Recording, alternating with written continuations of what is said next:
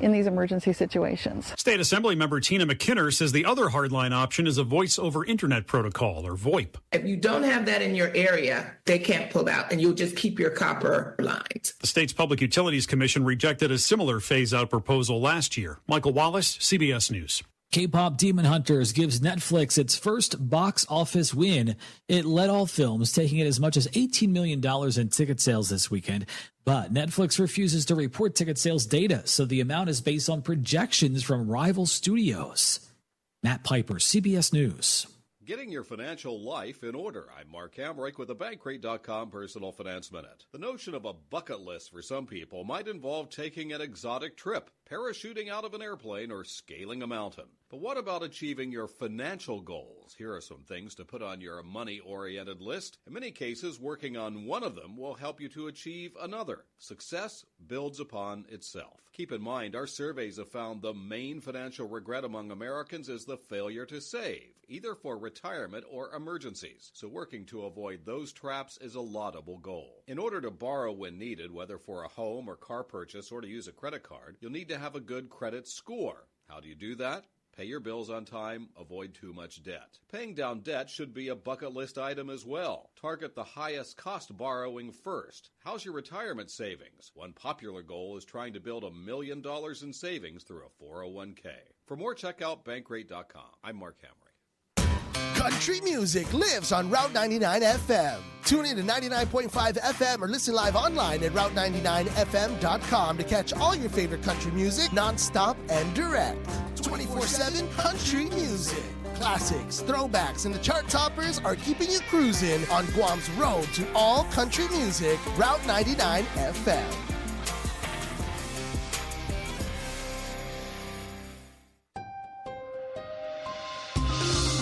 Workouts you can follow. This is Soundbites, and I'm Alan Davidson. Most workout apps assume you're a gym rat, but maybe you're not a feel the burn, reps till you drop fitness fanatic. Maybe you're just a regular old person who wants to feel better and exercise better. In that case, Fit4 might be perfect. It's a personalized workout and nutrition app for you. That's the actual you, not some generic idealized person. Tell it your current fitness level and food habits, then set your fitness goals. Fit4 will then create a custom workout and nutrition plan, ready to get you moving and keep you motivated. If you're a beginner, it's a great way to get started. And if you've already been working out for years, there can be a new workout groove. It's ready to adapt for you. That's Fit4 at FITFOR.app. With Soundbites, I'm Alan Davidson for CBS News. At Way 105 FM, we're more than just a station. We're your platform, your voice, your conversation. We're talking about what matters most to you today and in our future. And we want you to be part of it. Got something to say? We're listening. Different opinions? Bring them on. Let's talk, let's debate, let's connect, because every voice counts. Call or WhatsApp us at 671-922-1051. And if that line's busy, hit us up at 922-1052. This is Talk Radio for everyone. This is Way 105 FM, the talk of Guam. Toy shortages this holiday shopping season are inevitable, say industry experts, mostly because of tariffs. I'm Jeff Colvin of Fortune magazine with the Fortune Business Update. The CEO of the U.S. Toy Industry Association says there will be toys on the shelves, but many shoppers may not find what they want. The difficulties go back to April when the U.S. announced a 145% tariff on Chinese imports. That number has since settled on 30%, but the entire industry was on pause for 60 days of prime manufacturing, the Industry Association chief says. And there's only a certain amount of product you can force through a supply chain when you've missed about 60 days of manufacturing. But couldn't toys be made in the U.S.? The CEO of a U.S. toy importer tells Fortune it wouldn't work because the cost of workers would double or triple the cost of the product. I'm Jeff Colvin.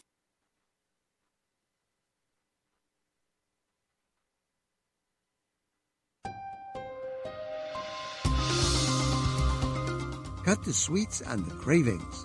This is Soundbites, and I'm Alan Davidson. A little sugar, a little treat, That's fine for now and then.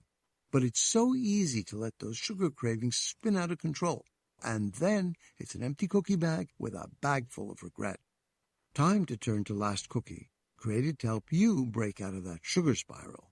It's an app that tracks sugar cravings over hours, and it helps you prepare yourself for when they strike. Graphs, calendars, metrics, they all break it down, showing you where your triggers lie and how you can avoid them. And there's even a tool to tell you how much you save by cutting back on the sugar. Control your cravings. Leave that empty cookie bag behind. With Last Cookie for iPhone at the App Store now. With Soundbites, I'm Alan Davidson for CBS News. Here's why restaurants like Chili's and Cheesecake Factory are beating McDonald's and Chipotle at their own game. I'm Jeff Colvin of Fortune magazine with the Fortune Business Update. Consumers are tightening their belts and eating out less frequently, but sit-down restaurants like Chili's, Olive Garden, and Cheesecake Factory are thriving because they're delivering more value for about the same price as fast food.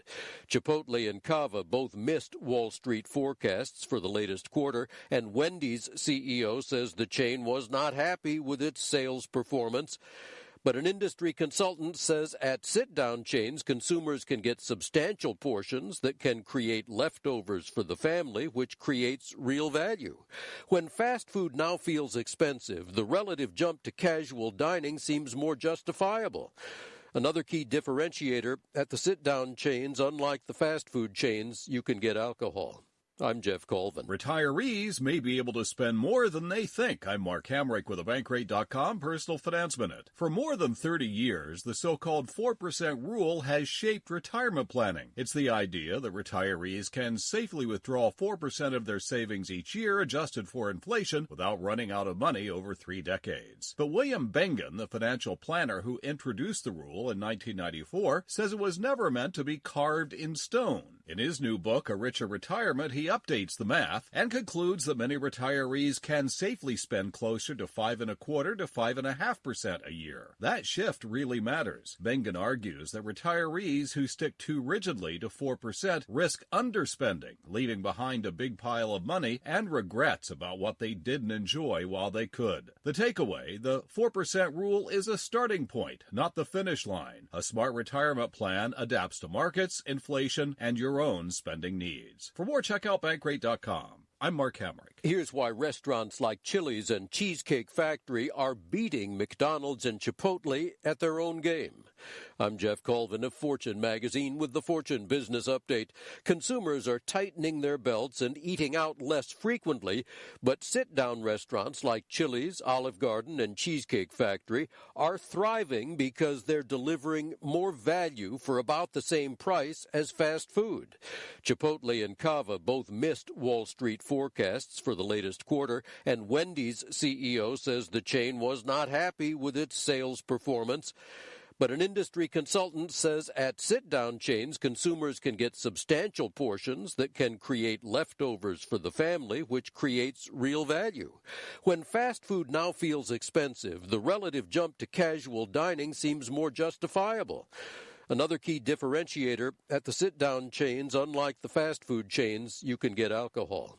I'm Jeff Colvin. The views and opinions expressed in this show are that of the show hosts, guests, and callers. They do not necessarily reflect the views and opinions of the staff and management of Wave 105 FM, Glimpses Media, or any of our partners. As we strive to provide quality, respectful, and engaging content, we welcome you to participate in the conversation. Thank you for tuning in to Wave 105 FM, the sound of Guam. Enjoy the show.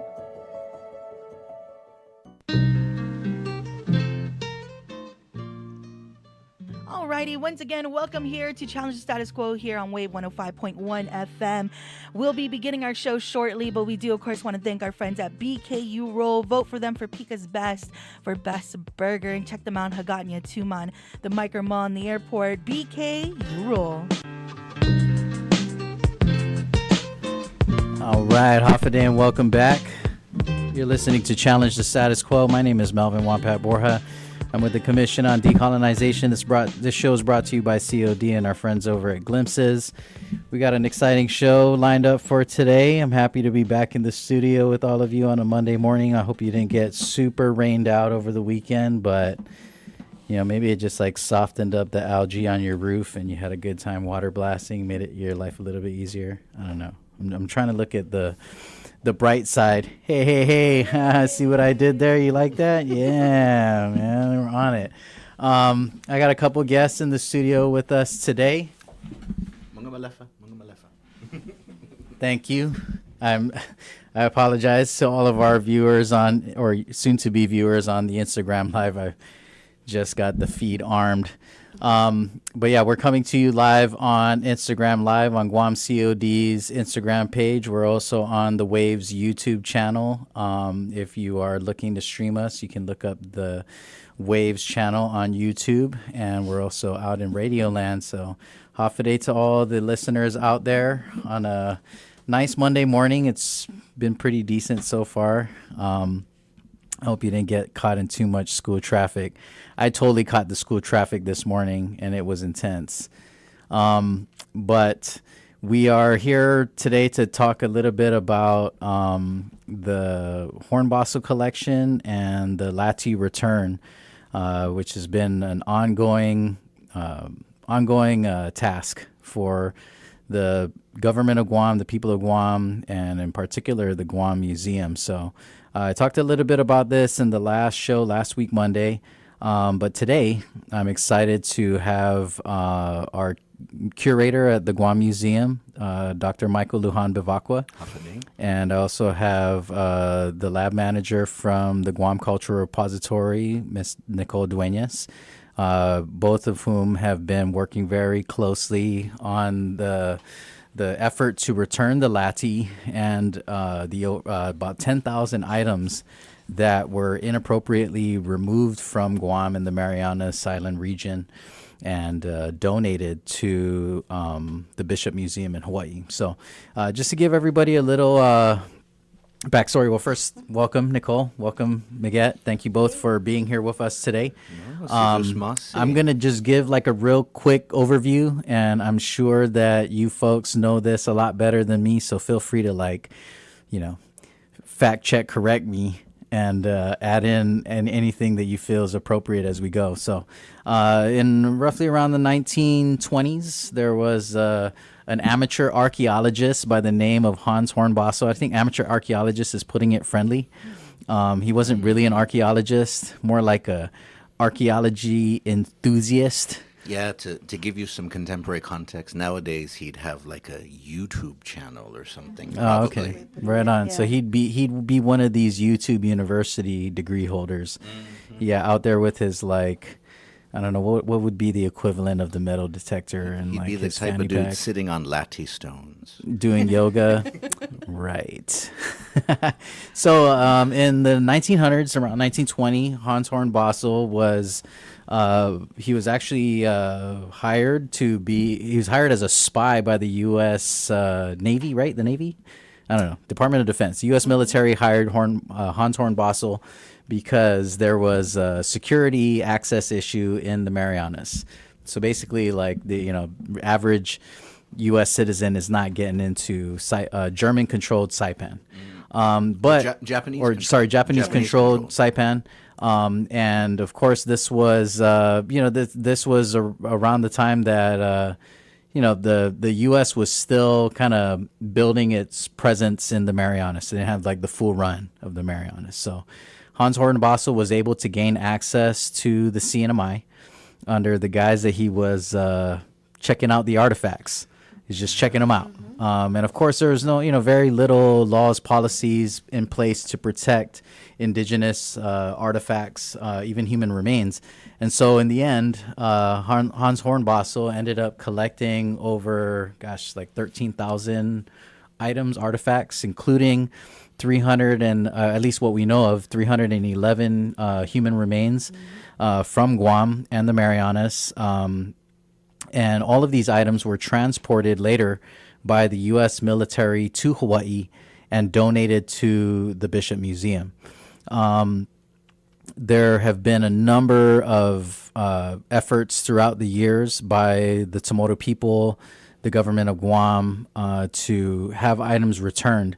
And I think the most significant progress in this effort was the return of the ancestors back in 2000. So 311 boxes of bones were returned to Guam by the Bishop Museum, and those are still in storage and collection area that's controlled by the Guam Museum. Yes. Oh, yes. But they are destined for the Naftan Mainanyata. So if you've been keeping up with the legislature in the last year they approved, I believe it was $5 million for the construction of the Naftan Mainanyata, which is going to be up in Oka Point, right above the Hilton Hotel and neighboring the Sagan Kultura and Somoru Cultural Center. The Naftan Mainanyata is meant to be a cultural shrine where we will permanently inter ancestral remains that cannot be reinterred in their original site. Since 1980, I think 1990 on the law on reinterment. So any remains found past 1980 by law have to be reinterred in the site that they were discovered. There are exceptions to this. I like to use the GPA substation as kind of the example of the I guess the alternative, because in Malesso, when GPA constructed their substation, they did discover human remains. And so by law, those remains were supposed to be reinterred at their site, and then the responsible party has to build a reference, a memorial, right? Some kind of language education that helps people understand what was discovered there, what we know about them, and give people an opportunity to have access, to mourn, to pay their respects and whatnot. So in that particular case, the GPA and the mayor's office struck an agreement so that the reinterment would take place in the neighboring property. So the border of the substation is the Santa Maria and Camelin Park. And that park is controlled and operated, maintained by the mayor's office. And so the community agreed that they preferred the reinterment to happen in Santa Maria and Camelin Park because it gave that community greater access. Whereas, substation has to be fenced off. And so if they were to comply by the letter of the law and kind of keep it on their side, then it would have prohibited or extremely limited access to the public. Now, this isn't always the case, right? And that's kind of I think, in my opinion, it's kind of the ideal if it can't go back where it belongs. But there are other examples where, for example, hotels, a bunch of hotels, almost every hotel in Tumon should have a Naftan, because it's almost impossible to develop in Tumon without making discovery of artifacts or human remains. Some hotels obviously do this better than others, but it is their legal responsibility to have one. And so the ancestors that were associated with the Hornbostel collection are currently in the possession of the Guam Museum, but they are literally just kind of in temporary holding until the Naftan is constructed. And it has been quite a long time that has passed since the remains were returned, and we've finally been able to make progress on, kind of getting this project underway. I cannot say with any certainty where we're at on the Naftan. That's a Department of Public Parks and Recreations project. It's under their jurisdiction, so DPR will lead the bidding and the contracting. I know that there was already an A&E done on it. It was actually done by the late Andrew LaGuardia and his firm.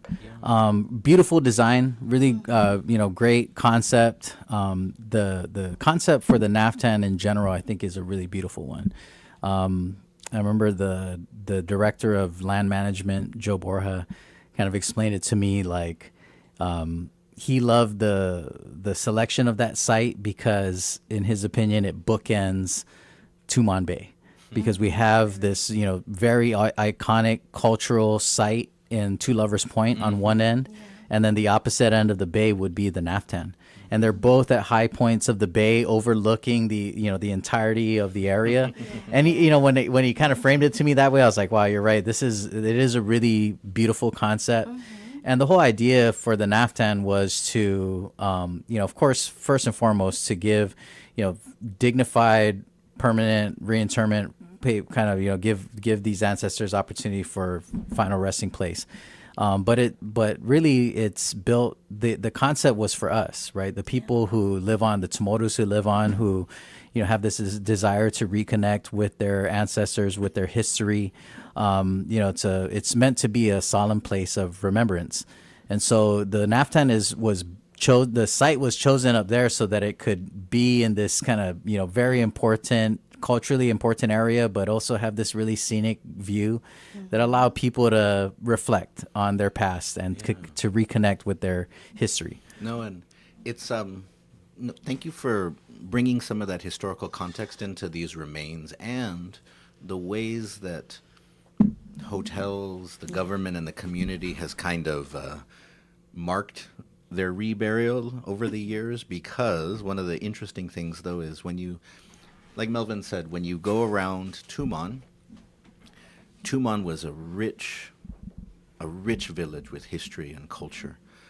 For some of those, for the Okura remodel, hundreds of burials. That's not even when the Okura was first built, where the Loti is now. When the Okura was just the remodel, there was more than 300 burials. And so when you look at sort of all of the hotels there, massive amounts. This was one of the oldest villages, one of the most populated villages on Guam. But then when you look across the landscape, you find that only some of them have shrines, memorials, right? And so actually, when I used to teach Guam history at the University of Guam, I would have a shrine project where students would have to go and visit the hotels, and they would have to ask the staff there, do you have a shrine for the Chamorros that were disturbed? And a lot of times the staff didn't know. And they're supposed to, by law, they're supposed to be able, not only are they required to build the shrine, maintain the shrine to a certain standard, but they also are, their staff is supposed to be aware so that if anybody ever asks, they should be able to direct you to their shrine that they are responsible for maintaining. No, it needs to be reinforced. I mean, I remember Senator Talahi and one of the presentations through the legislature, one of her staff gave a really great presentation that just kind of mapped out all the different memorials in Tumon. So it's something that I think we need to revisit, whether it's from the museum, through SHPO, through the Guam Cultural Repository. There are just so many different sites throughout Tumon. Oh yeah, and one thing for this return of the Hornbostel collection, and of course we know we need to come up with a new name for it, so it's no longer the Hornbostel collection, because I'm sure that Hornbostel, may he not rest in peace, may he rest in discomfort, may he rest with leprosy, may he rest wherever, may he get sticker burrs wherever he's at. I think his family's still on Facebook. I looked it up a couple I kind of look at it like the Davis case. We often refer to the issue on the referendum and voter eligibility by saying the Davis case, which I always kind of have a problem with, and even I'm guilty of it because it's just convenient. But I feel like whenever we say, I want to make him like Voldemort, you know what I mean? Where we're just like, he who shall not be named. But I look, it's Hornbostel's the same way, right? The collection itself, like it's obviously kind of just convenient for us to make that reference to him and this collection. But in a lot of ways, we're kind of like breathing new life and allowing, that legacy to continue. Yeah. When really, I think the bigger issue at hand is what I like to focus on in this conversation is the proactive nature in which we engaged with the Bishop Museum. I like that there was indigenous agency, and I gotta say, to be fair, that there was indigenous agency on both sides. I look at this major milestone and accomplishment for the Guam Museum as being a product of, indigenous agency on the side of Guam and on the side of the Kanaka Maoli in Hawaii. I really feel like a lot of what we have seen in terms of the progress of this challenge has been facilitated by the people on the ground at the Bishop Museum. And it's undeniable that, that the perspective at the Bishop Museum has changed significantly in this era of the institution versus in the past. There were obviously there was effort, right? But it was just insufficient, and it kind of topped off after the return of the ancestors. I think it's understandable, right? Nobody want to be caught holding the ball when we're talking about human remains. Yeah. And so I think it was understandable that there was this, this kind of deep sense of motivation by the Bishop Museum Institution to close this chapter.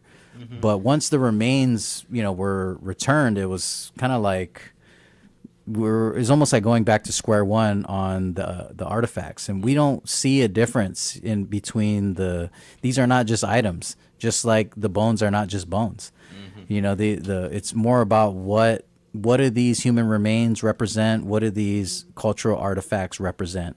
And what is their value to us? To some people who are not connected to our community, the blade of a higam is just a shell. But for us, it means so much more than that. And I think that's the exciting part about this conversation is what is the impact that this collection and this effort, what does it have? What kind of impact does it have on our young people? And, how can it be used as a vehicle, as a tool to help, these young people make a deeper, more, significant, impactful connection to their past? And what does it mean for them moving forward? How does it shape their cultural identity? No, that's one of the exciting things about this. And when I was speaking ill of Hornbostel, it's easy to do that because for the time he took so much. And he was somebody who, there are those who say that because he collected it, it wasn't lost, it wasn't destroyed. Mm-hmm. I hear some people online who say... I don't subscribe to that. Because he took it out of Guam and sent it to Hawaii, it was safe, it wasn't destroyed in the war, or it wasn't destroyed in Tumon construction, right, like other pieces were and stuff like that. And maybe there's some truth to that, or, there's some, you could give a little bit of credit if you wanted to. But I think... you were talking about the youth, and, one of the really insidious things for me about Hornbostel and what he did at that time comes from, and Nicole was when we started working with the Hornbostel collection, and it was really Nicole who started this when she was doing her master's thesis work in Micronesian Studies. And we were in a program, Native Hawaiian Pacific Islander Museum Institute at Hawaii, and she shared with us in the program a picture of a Chamorro child who had a basalt adze, a higam, and then was trading it for a movie ticket in Hagåtña in the 1920s. And that this was something which then got sent, this picture got sent to Hawaii, and it was put in Hawaii, in newspapers in Hawaii, and it was celebrated as part of the Bishop Museum's collecting. Right. That Hornbostel had created, with Bishop Museum support, this program to get more artifacts in Guam by encouraging Chamorro children to go and plunder Lati sites, to go raid into the caves, jungle, to go and get artifacts, and which to them, to basically, it's not important to you, it's important to us. Here, let us give you something that's valuable, this movie ticket. Right. And so Chamorro children were encouraged to disrespect the things that they'd been taught by their parents about respecting Lati sites. Encouraged to disrespect these areas, things that had, despite colonization, Chamorros were pretty firm that you don't mess with Lati sites, you don't mess with caves, wherever the cosas, si mañana cosas tautomona munga mapatsa esticia, don't go near it, be respectful. But Hornbostel encouraged this American mentality that these are just bones, these are just shells, these are just rocks, and he helped to encourage Chamorros, he helped push that Americanization that this is useless. Let's trade it for something that matters. Let me get that movie ticket. Right. That's what matters. And so that's why bringing this back so that we can connect new generations, the great-great-grandchildren of those children who traded the Hima and the Higam, the Sinahis and the Spondulis for movie tickets, connect them to those very pieces that they traded, connect them to the pieces, bring them back. It's beautiful to think that we can try to repair kind of that damage that was done at that time.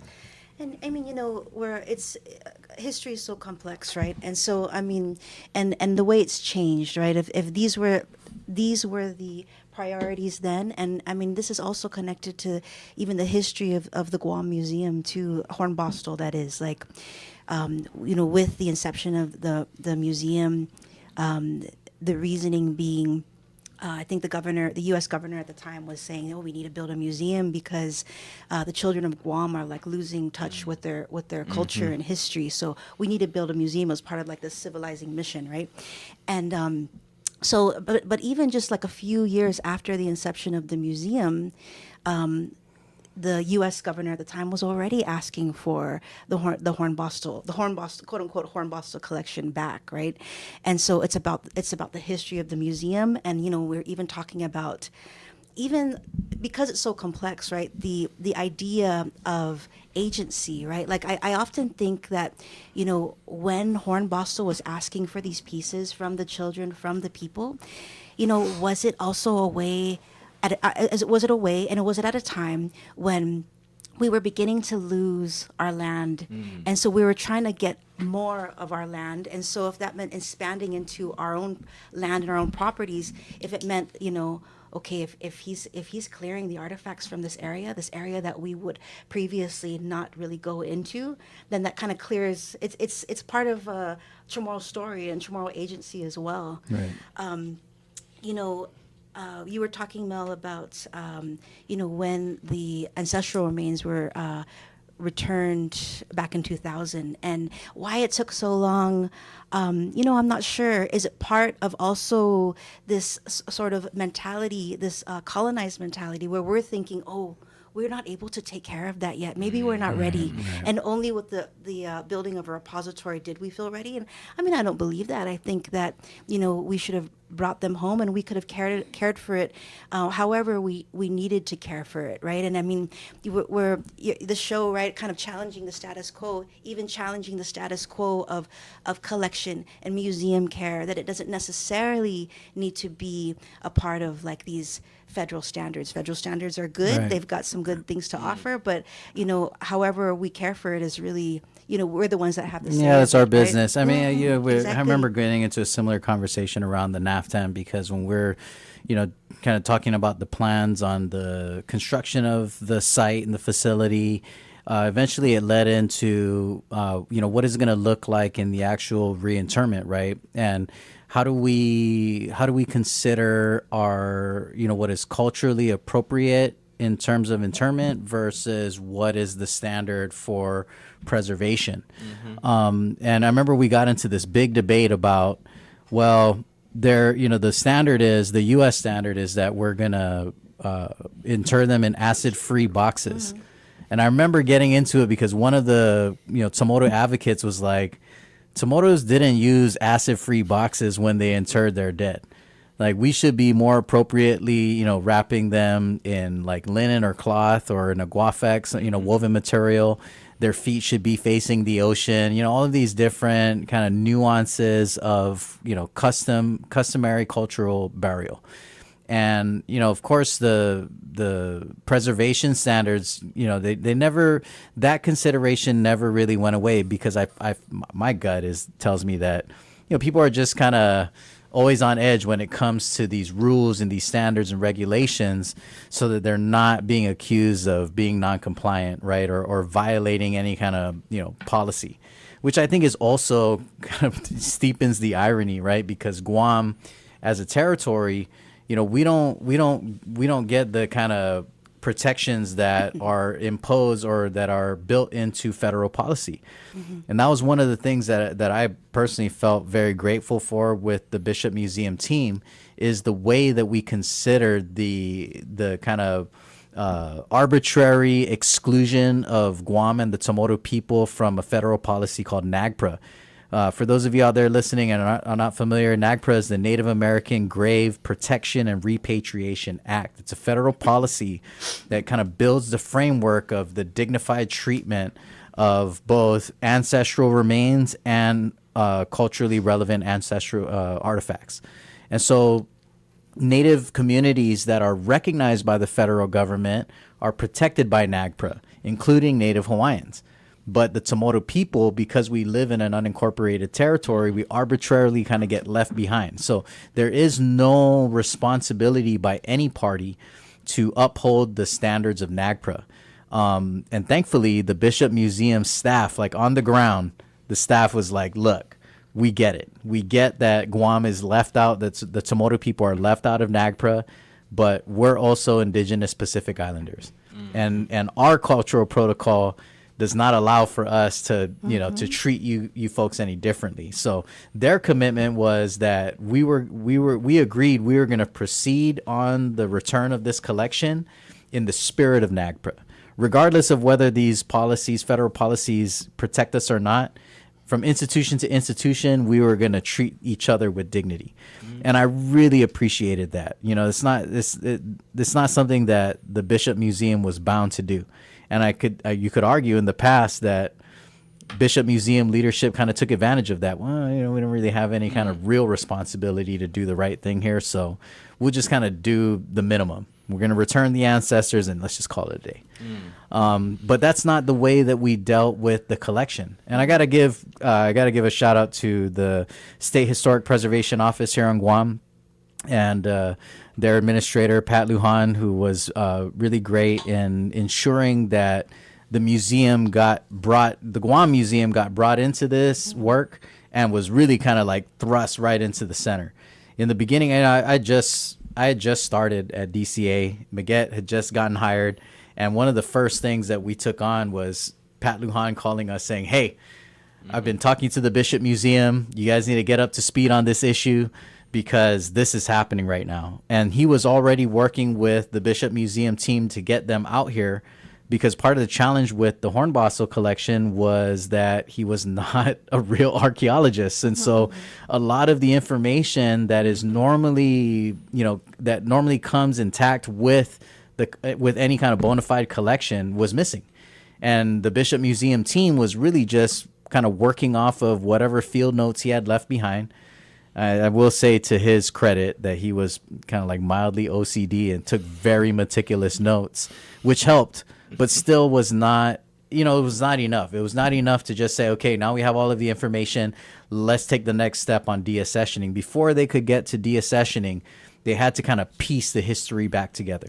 And so I got to give credit to the Bishop Museum team and the Guam SHPO's office for really advocating for the appropriate assessment and the appropriate kind of pre-work that needed to be done before we even started discussing, the eventual deaccessioning and repatriation. So Bishop came out here. We ended up going out with them to a couple of the sites. One of the sites that I hope will kind of get a lot of people's attention was the site at the Talafofu Cave.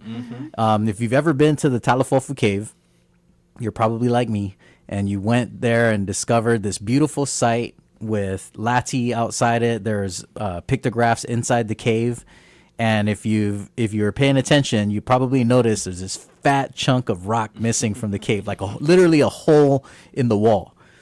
And I remember this. I remember seeing this in photographs. Like I remember seeing the piece that was removed from the cave, and it was just kind of fascinating to me, that this was even possible. I mean, I know it's wrong. It's wrong, and I'm sure Hans Hornbostel got like Fanagui for this, but I mean, just the ambitious nature of that taking. To walk in, I'm just, I always try to put myself back into 1920s and like when this guy walked up on this cave and he was like, wow, check out this pictograph. I must have this. I can't take this whole cave with me. Hand me my chisel. And like the guy literally like donkey. No way. Yeah, he like cut a hole out of the cave. I mean, it's just it is intense. And I'll never forget, like, when we went, we had the opportunity to see the collection at the Bishop Museum. And, you know, the team there is great. Every time we come out there, it doesn't matter. We're just there. We're passing through. And they're like, do you guys want to see the collection? We're going to take out whatever you want. And you can see it. You know, it's so funny because I expect them to do that for the two of you. You know, you two are our content area professionals, you know, subject matter experts. You should have that kind of access. But me, I'm not that guy. I'm not that guy. But just my affiliation with the organization, right? Because I work with DCA, these guys are just like, oh, you're from Guam? You're from Saipan? You're from Rota? Well, do you want to see the collection? Right. Yeah. That's one of the great things is that museums normally aren't like that, but museums that are connected to communities, especially indigenous communities, should be like that. Yeah. I mean, Nicole and I strongly believe that, and we were very grateful, especially during FestPac, that the Bishop Museum had this collection, 10,000 plus pieces, and it was opaque for most of its existence. Very few Chamorros, very few people from the Marianas ever got to see it. In fact, it was a point of frustration that like researchers who were not Chamorro often got to see it, and people who were Chamorro who asked to see it in the past often were not allowed to see it, or were told, tell us the specific item that you want to see, and then you can see it. But it was a very difficult, which is normal in museums. Museums are not meant to be easily accessible to the community. But what was great about the fact that the Bishop Museum has had a funded program, a Mellon-funded program, the Pacific Pipeline, where more Native Hawaiian curators have come in, is that, you know, when we were there in 2022, and then they showed us the Hornbossel artifacts, and, you know, some of the staff was just like, our hearts go out to you. These should be back. And we were just like, yeah, you know, we're not governors, we're not senators, but we're going to go tell everyone back home that these should come back, and we're going to do whatever we can to make sure that they come back. They've been great. I have to say, you know, even on just the little things, like when we show up, we walk into the collection room, it's like, you know, the sterile, like controlled environment. We walk in there, everything is out already, and then they stop and they pause and they're like, would you folks like some time to conduct protocol?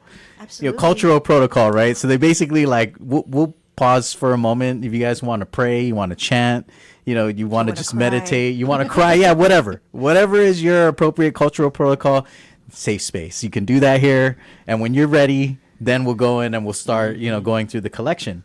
And I'll never forget when I first went in to see it. You know, of course, like my eyes immediately went to the Slingstone collection. And I mean, it is a phenomenal collection. I mean, there are tons of them, and they are so well crafted and in such good shape. But I'll never forget when I saw the Aniti, the piece that they carved out of the wall, because that's what the pictograph is on that piece of rock that they removed, is a drawing of what we believe is the Aniti. And I remember we went in, you know, they give us gloves, right? You guys can handle them, you know, just be careful, keep it over the table so you don't drop it or whatever, right? And they're kind of giving us the whole rundown, and like, I remember I had my gloves on and I'm just over here just drawn to the Aniti, and I can't stop looking at it. This is my first time seeing it in real life. You know, I've only seen the hole in the wall. I've only seen the missing piece, right? It's like, holy cow, here's the blank that fills in the blank. And I remember looking at it, and one of the staff was like, oh, you can pick it up if you want. I was like, no, I'm not touching that thing. No way. You're like, you know how sick Hornbossel got by touching this thing? Not me. And then I found out later that Miguet brought that piece home. Bless your soul, Miguet, for taking one for the team. I hope you prayed before you took that thing, that pelican.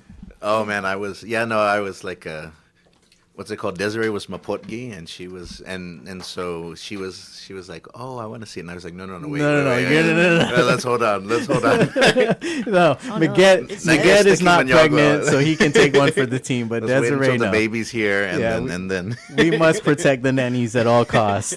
But you know, it's just so fascinating to that's the thing that, to me, that particular piece, it is a very unique item in the entirety of the collection. But to me, the reason why I feel like I'm so drawn to that particular piece is just the audacity of the collection.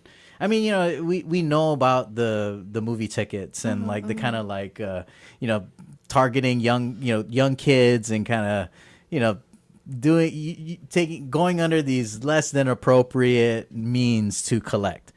But that particular piece is just like, I mean, it's way over the top. Yeah. You know, it's one thing to say, oh, let me just take all this stuff because it's just rocks or it's just shells and nobody cares. But I mean, clearly there's this connection, you know, there's this deep historical connection to this site and this cave, you know, and for this guy to be like, I think it's okay if I just cut a whole chunk of rock out and nobody's going to miss this.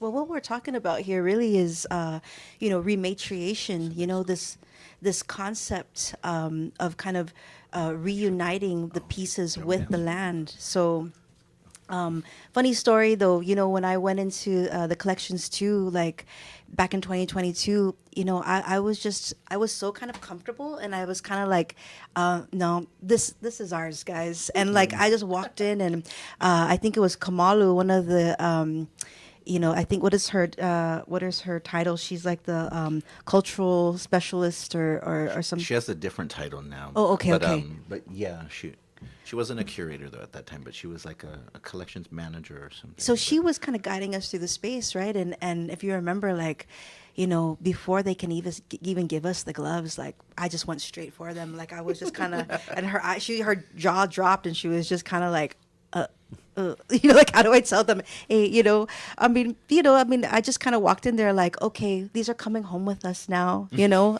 Thanks, guys. But you know, I mean, it's you know, just it's generations and generations of Chamorros who were asking for these things, and I think that was the reason why the Kanaka Maoli over at the Bishop Museum, they needed to do this because there were so many asks, right? Vic Torres was one of them. Malia Ramirez was even telling me, William Hernandez. Yeah, there was a group of Chamorros who had partnered with a Hawaiian community organization a while back, and they were involved in a lawsuit, or somebody filed a lawsuit. I believe it was the Native Hawaiian group that filed on our behalf. But there's been a lot of effort. I think that's the point, right? Is that there have been generations and generations of effort to, you know, to conduct an ethical return.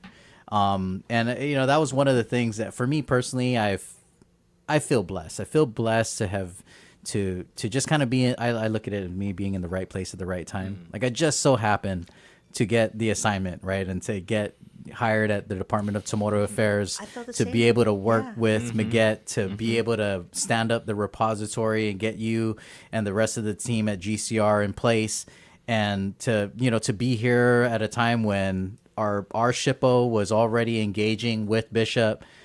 I felt like I just kind of walked into it, you know, and it's been such an interesting journey for me on a personal level, just to run into random people in the community who have caught wind of this story and they're so excited. They're just like, oh my gosh, man, this is so amazing. Congratulations. This is so great. I'm so glad you guys are doing great work. And, you know, they're really like big upping me, and I feel so uncomfortable. I'm just like, man, guys, I didn't do all the heavy lifting. Like, we just kind of showed up and carried it on. But, you know, in the same breath, that's our responsibility. Our responsibility is to dignify the work of the people who came before us by conducting the work with that same dignity and that same integrity and that same motivation to see it through. And for me, I openly admit that I'm not the original mover and shaker. None of us are. Nobody at the Bishop Museum today is a part of the original effort. And I think also, you know, just to be fair to that team, you know, a lot of Chamorros that were super upset when they found out the state, the condition of the Lati, how they were being kept prior to FESPAC. And you have a right to be upset. But at the same time, you know, we have to also acknowledge that nobody working at Bishop at the time of discovery of the Lati, nobody was there when those Lati were moved to those places. You know, nobody who works there today who is actively helping and partnering with us to, you know, to kind of right this ship. nobody was responsible for how those lati were kept at that time. Well, they rediscovered, right? Right. And I'm going to totally make you tell this story again, Miguel. This is my favorite story. If you're tuning in for the first time, you've never heard me talk about this, I can't help it. There was the discovery of the lati. The Luta lati. Yeah, so we're going to do, this is how we're going to close this hour, because we are coming up on the top of the hour and we got to take a break. But, of course, there was a lot of media attention on the lati during FestPac, because that's when, we had an official ceremony for them. Mm-hmm. There are a lot of Chamorros that were out in Honolulu at that time to either participate in FestPac or attend. And so prior to FestPac, Miguel was out there you were out there for a training. Nicole, you were there too. Mm-hmm. And then there were some other counterparts from the Northern Marianas that were there. One of them was the director of the library in CNMI, Joe Tenkyu library director, Erlinda Napati. And so you folks were there for training. Yeah. But there's this lore, right? This legend of the lati. And it's so funny because even people at Bishop say that, like, oh yeah, there's like this, it's like an urban legend, Chamorros I think there's a lati or every now and then Chamorros just show up at Bishop Museum and they're like, hey, where the lati at?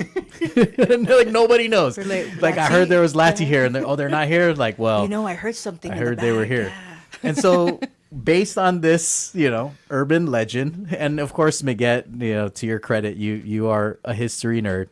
And so you guys did your homework on this thing, and you knew indeed that the lati were there. We just didn't know where they were at. No, I mean, so I was writing my thesis at the time on Hornbostel, and I came across excerpts about the pictograph, and I came across also excerpts about the lati as well. So I was part of this program, the Weaving a Network of Care Native Hawaiian and Pacific Island Museum Institute's program. Mm-hmm. And so the director, Noelle Kahanu, I had emailed her and I said, Noelle, so part of this program is that we had to co-curate an exhibit. We all had to get pieces to put in this exhibit. Right. So I was already like, I'm gonna find the lati and we're gonna put the lati in the exhibit. I called Miguel because of course we need the Guam Museum support in order to return anything, because where is the lati gonna go? I was already thinking, right, like they're coming home, and so I was like, hey Miguel, I want to put the lati in the exhibit, but then I also want to bring it home. And you're like, wow. Yeah, let's do it. So we both partnered. Nobody else partnered. Like everyone had their own object or item, and then Miguel and I partnered on an installation for the exhibit because we couldn't actually get the lati. But when we finally went to Hawaii, Noelle had set me up with a couple of contacts over at the Bishop Museum, and we went in. She even sent me pictures. She found the Arunau lati in the back of the museum. So here we are with pictures in hand from Noelle. We finally got to Hawaii for the program, and so we go to the Bishop Museum. We're looking all around for this area. We find the Arunau lati, and of course, we couldn't do it alone. We invited the Medianas cohort. Erlinda Napati, Archie Acosta from the NMI Museum, and Tyler Warwick from the Culture and Arts Office in Saipan. Mm-hmm. So that and Alyssa Santos was also part of this program. So we came we rolled up hard, like this whole Marianas cohort. We found the lati, and then Erlinda's husband. So we find the lati. Oh, here's our lati. Okay, and then we look behind us. There's all this rubble, these pile of rocks, and Martin, Erlinda's husband. Right. Found it hiding, like it was calling to him. Oh wait, no. Remember, you gotta. Nadonkulo historia nai, because we were asking them, because remember there's the haligi and then there's the big haligi, right? But then there's no tasa for it. Yeah, where's the tasa? So you guys found the rota haligi, the bottom pillar.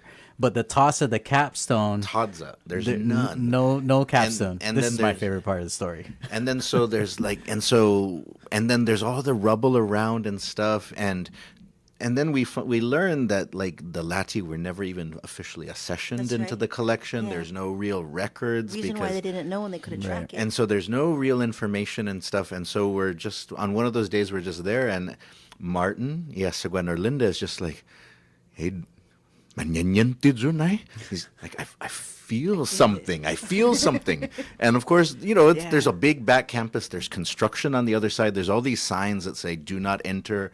You can't go over here. And there's some staff that are saying, oh, you can't go over there. But he's like, and so we're going over there. We're walking over there. And remember, there's all of these rocks piled up, which could be part of the Lati. And then he goes to the oldest structure on the campus, like the oldest building. And then there's this area completely overgrown by vines. Yeah. And then he walks right up to it, and then he pulls the vines away. And at there's the tasa, the big tasa, right underneath the vine. It was like it was calling to and him. Hungan kalinginagang itautaw nuadzu itautaw mo na inagang. And so it was wonderful because the bishop at that time, the Bishop Museum had no record of it, no knowledge of it. Yeah. And so the fact that he felt it and then just walked over to a place. I mean, I wasn't even looking over you. We weren't even looking over there. We were looking on the other side. Yeah. And then he went right over there. And I love it. This is my favorite story. I love it. Zeus Mossy Martin for being the Lati detector. Hornbasso, you wish you had Martin on your crew. Oh, no, he would have gotten more. Oh, it would have been worse. Way worse. Anyhow, we are at the top of the hour. We're Miguel and Nicole are here for the back end of the show. So we're going to be right back after this quick break, and we'll be discussing the future, the next steps, and what the community can expect from the Guam Museum and how they can see the Hornbasso collection or the ancient collection stolen by Hornbasso. And we'll be talking about that a little bit later. So keep it locked. You're listening to Challenge the Status Quo on Wave 105.1 FM. KGUM FM. Dedido. The talk of Guam is Wave 105 FM. This is CBS News on the Hour, sponsored by Progressive Insurance. I'm Matt Piper. Wildfires and heat waves in the West. 34 square miles have burned in Deschutes and Jefferson counties in Oregon. The Pickett Fire in California's Napa County has burned about 7,000 acres. Chief Jeremy Pierce is with CAL FIRE on their fight. Cut this head of this fire pushing any farther east and any farther south on the southeast side, and we're confident in the crews that we have out there and the line that we have out there and the plan that we have out there. Across the country from there have been flood warnings for Charleston, South Carolina, thanks to the rains of Hurricane Aaron and new concerns for high tides. Victoria Blair with CBS TV affiliate WCSC. The National Weather Service is now forecasting major coastal flooding. We're walking around, water's right up basically to our knees. It's insane. I felt like I was back home in Puerto Rico. Like, it was crazy. As heavy rain and flooding increases, many roads have closed throughout the low country. All drivers are encouraged to avoid driving through flooded areas. In Roseland, Louisiana, state police say a fire at an automotive supply plant is mostly contained. The fire ignited at Smitty's Supply, as WWL-TV's Amanda Strahan reports. The day after a massive plant explosion in Roseland, residents living along the Tangipahoa River woke up to an oily sheen and smell. Now authorities say they're evaluating the environmental impacts of the explosion. Ukraine's President Volodymyr Zelensky is insisting that a meeting with Russian counterpart Vladimir Putin is the most effective way forward as the two sides exchange prisoners and the country celebrated Independence Day today. Among those marking the day, Pater et Filius et Spiritus Sanctus. The Pope, who says he is praying for peace. President Trump spent the day golfing in Virginia. Many are wondering how and if he will send National Guard troops to Chicago to fight crime. It's something only a governor can ask for. CBS's Willie James Inman. President Trump maintains federal intervention is needed to turn around a monumental crime problem, saying this on Friday. D.C. was a hellhole, and now it's safe. It's unclear how the president will legally support further deployment. Taiwan shuts out Nevada to win its first Little League World Series title since 1996. Chinese Taipei reigns supreme at the Little League World Series. The boys from Tongyan Little League top Nevada 7-0 to claim the championship. Timong Ping Chang is thrilled with the win. I'm just giving him a big hug. Just a big hug. I'm so proud of them. Reporter Tom Splicer. Tropical Storm Fernand is strengthening over open Atlantic waters. This is CBS News. Sponsored by Progressive Insurance. Get renter's insurance to protect the things that make your place a home, including coverage for theft or damage. Visit Progressive.com. You're listening to Leaf Filter Radio, and the guru of gutter protection himself, Chris Coonahan, is here to take your most pressing leaf-related questions. Hey, everybody, Chris here. I understand we have Ron on the line. Ron, where are you calling from?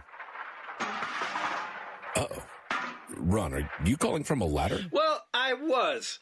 I wanted to ask Chris what I need to do to get my gutters ready to have leaf filter installed. Oh, Ron, you don't have to do anything. A Leaf Filter Trusted Pro will come out and clean out your gutters, realign and seal your gutters, and install Leaf Filter, America's #1 gutter protection system. So I didn't need to get on this ladder? Ron, Leaf Filter Trusted Pros are in your neighborhood and ready to help. Just visit leaffilter.com/deal to schedule your free gutter inspection and get up to 30% off. Thank goodness. What was that site? That's leaffilter.com/deal for your free gutter inspection today. See representative for warranty details. Promotion is 20% off plus a 10% senior or military discount. One discount per household. A bill in California could end landline phone service for more than 1 million people. The bill would allow AT&T to phase out its old copper landline network over several years and replace it with advanced fiber optic networks. The company promises affected customers will be given other options. Cynthia Larson of Berkeley, who refuses to own a cell phone, is skeptical. Do we really have something that's equal or better than copper landlines in these emergency situations? State Assembly member Tina McKinner says the other hardline option is a voice over internet protocol, or VoIP. If you don't have that in your area, they can't pull out, and you'll just keep your copper lines. The state's Public Utilities Commission rejected a similar phase-out proposal last year. Michael Wallace, CBS News. K-pop Demon Hunters gives Netflix its first box office win. It led all films, taking it as much as $18 million in ticket sales this weekend. But Netflix refuses to report ticket sales data, so the amount is based on projections from rival studios. Matt Piper, CBS News.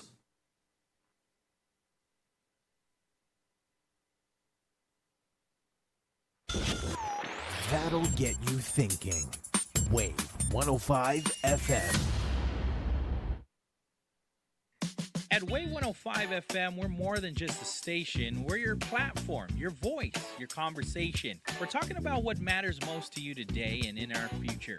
And we want you to be part of it. Got something to say? We're listening. Different opinions? Bring them on. Let's talk, let's debate, let's connect, because every voice counts. Call or WhatsApp us at 671-922-1051. And if that line's busy, hit us up at 922-1052. This is Talk Radio for everyone. This is Views Wave and 105 opinions expressed FM, in this show the are talk that Guam. of the show host, guests, and callers. They do not necessarily reflect the views and opinions of the staff and management of Wave 105 FM, Glimpses Media, or any of our partners. As we strive to provide quality, respectful, and engaging content, we welcome you to participate in the conversation. Thank you for tuning in to Wave 105 FM, the sound of Guam. Enjoy the show. Challenge the Status Quo here on Wave 105.1 FM is being brought to you by our friends over there, BKU Rule. Check them out and get yourself the new barbecue brisket Whopper. It's available at BKU Rule. Let's go ahead and get the show started.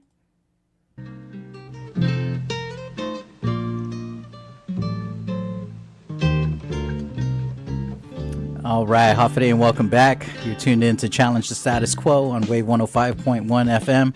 My name is Melvin Wonpat Borja. I'm the Executive Director of the Commission on Decolonization, and I got the Curator of the Guam Museum, Dr. Michael Lujan Bivacqua, as well as the Lab Manager over at the Guam Cultural Repository, Nicole Duenas, and they're in studio with us. We've been talking in the last hour about the infamous Hornbossel collection, but more focused on the effort to repatriate, more appropriately rematriate, which we'll talk a little bit about in this next segment.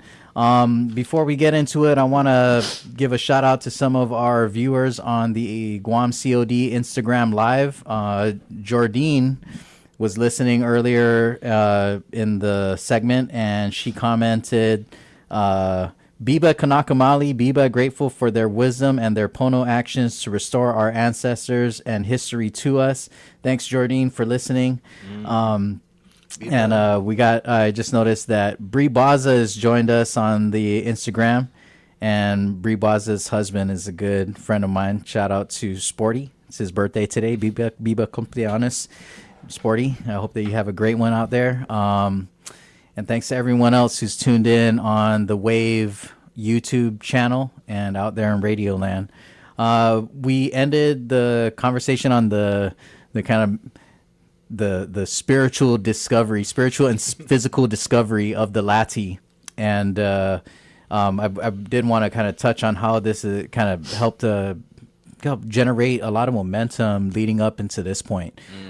So when the Lati were discovered, or located, I should say, when the Lati were located at Bishop Museum, one of the things that I'm happy about was that when the staff at Bishop were made aware of where the Lati were located and the condition in which they were kept, they took immediate action to relocate the Lati to a more dignified location.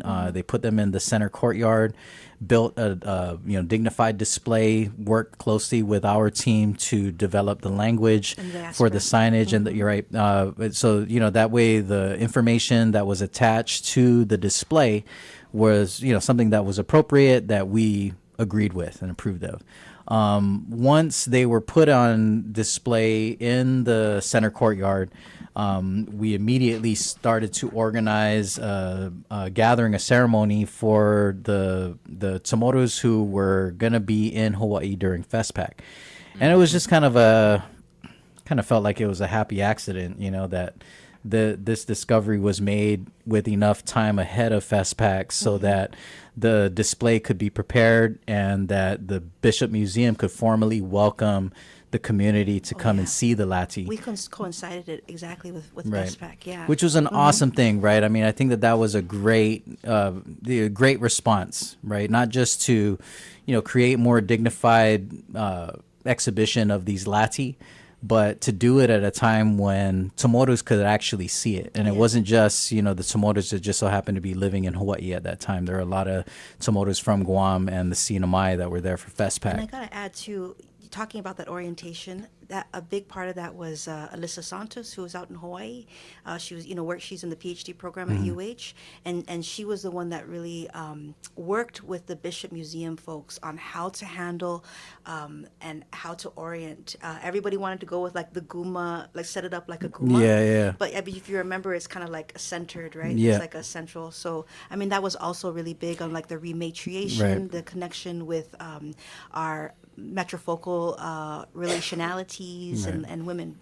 I mean, I really feel, it's just kind of a minor detail, but one of the things that I appreciated about the display was that they just they allowed them to just be, sit in the courtyard in their respective pieces. Like they didn't attempt to erect them, which was, when I finally got to go there and see it, I appreciated that even more because I didn't realize until I was there that there's actually a haligi and tasa that they tried to erect.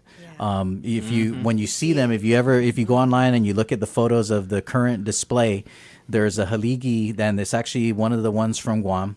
That has like 3 rebar or pipes that were driven into it and then kind of plastered over. And you could tell that it was, it was an attempt to kind of stand this thing up for a display.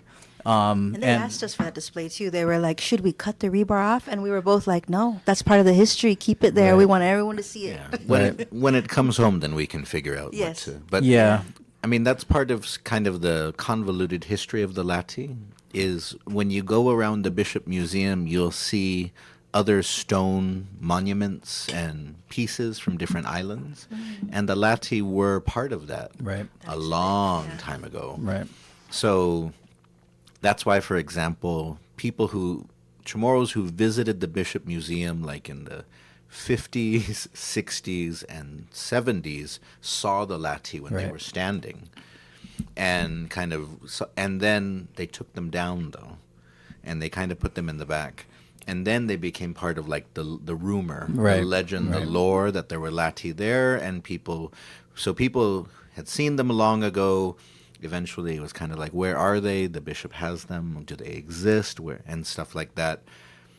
And even now, sort of, there has been all this excitement about them coming home. They've been packaged, they're crated, and they'll be on their way back soon. Some people in Hawaii and some people online have brought up the fact that, just leave them there because it's too expensive to come back to Guam to see Lati. It's nice to be able to go see Lati in Hawaii where it's cheaper. It's only this much. Connecting with it too. Yeah, a lot of people are like, they want something to connect with there. Yeah, but and this was a big thing that came out. Because hundreds of people, hundreds of Chamorros in particular, who may not have even thought about connecting to a Lati, saw it, came across it, connected with it. But one of the things that was kind of undiscussed in that, though, is that their display there wasn't permanent. It wasn't intended that they would be there forever.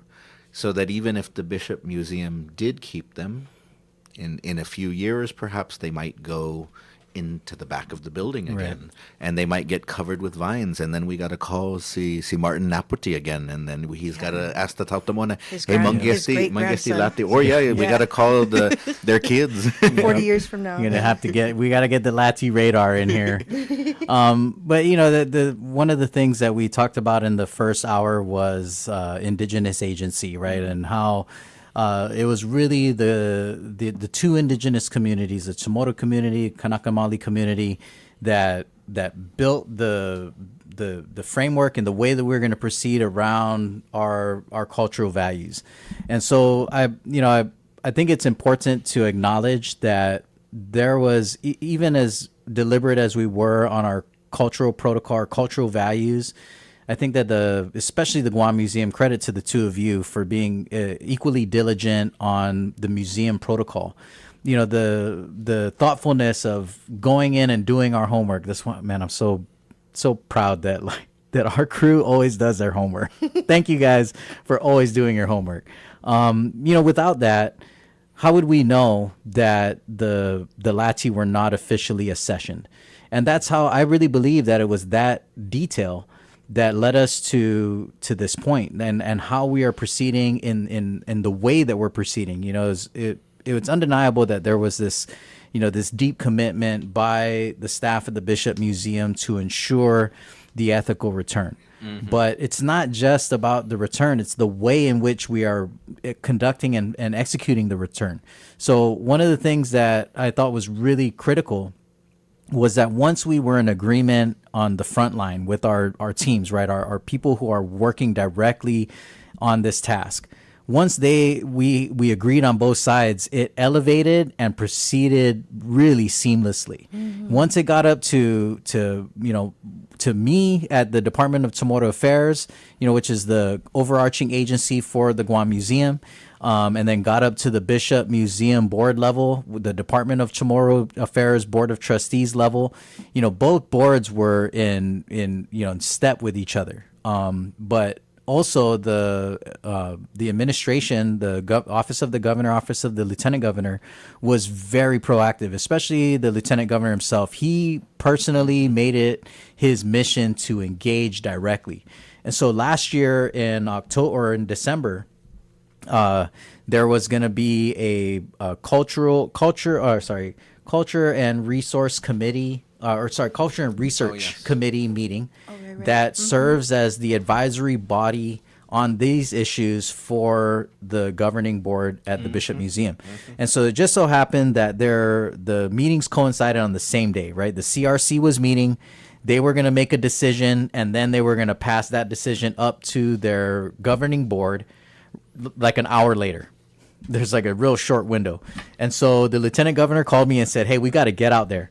We got to get out there. We need to engage them directly. We need them to know that we are serious about this, that this is not just, our kind of wishful thinking, that we are very intent on facilitating a resolution. And prior to that meeting, the lieutenant governor had already started engagements with the Department of Chamorro Affairs, the SHPO, and DOD.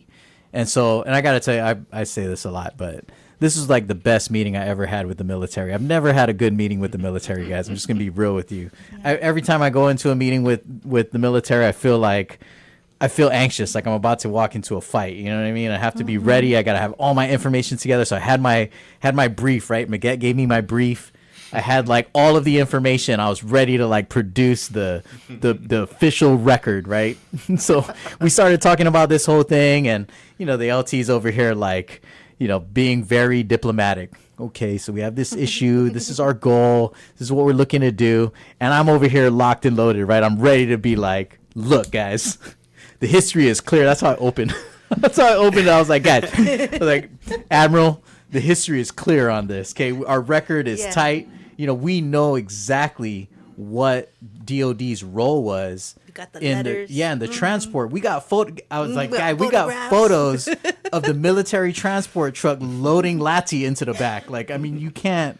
And he just stopped me. He was like, no, we know. We know. We know what our role was. We know that that this was not done correctly, and we are committed to cooperating and doing what we got to do to make this right. So you just tell us what you want. You tell us how it's going to happen, and we're going to fill in the gap. And so it turned into this very like nuts and bolts conversation. What do where are you guys at, and what do you need? And so it was nice to just be able to say, look, we already have ongoing conversations with the Bishop Museum. We have a plan.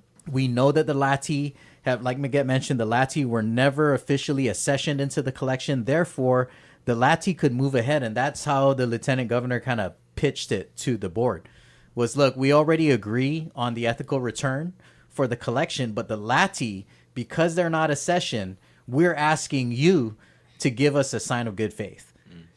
Give us a show of good faith, agree to send the Lati home ahead of the collection because it can. And this will be a symbol of our cooperation. And so we were able to go into the department or into the a meeting with the Admiral and get the Navy to commit that they would transport the Lati free of charge to our people on what they called a lift of opportunity or opportunity lift. And basically what that means is that whenever they have a vessel that's traveling from Hawaii to the Marianas, that they will, if they can fit the crate on there, then they would do it. And whether that be by air or sea, whatever becomes available first. So now we're at that stage, right, where we just went out to conduct the ceremony that Bishop Museum organized for the Tomoto community, the diaspora, and Guam CNMI. And as Maguette mentioned, the Lati were just crated last week. So we got an update from the Bishop Museum that crating is live. It went well. They have everything packaged up, and all we're doing now is waiting on the notice of opportunity by the Navy to have them transported from likely Pearl Harbor into Luta first to drop off the Haligi and Tasa that belongs there. And then the other two Lati, the Haligi and Tasa, it's actually three because one Haligi broke.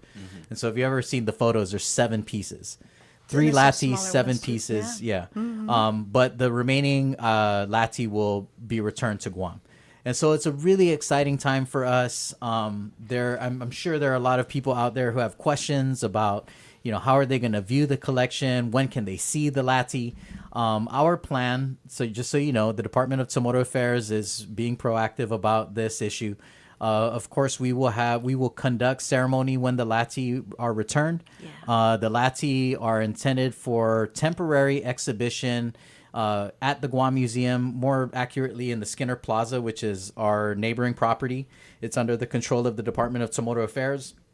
Our goal is to have the Lati as public and accessible as possible so that people can come and see them and pay their respects and connect with them, on their own time. And so the long-term plan for the Lati is to have them on permanent display with the ancestors at the Naftan Mainanyata.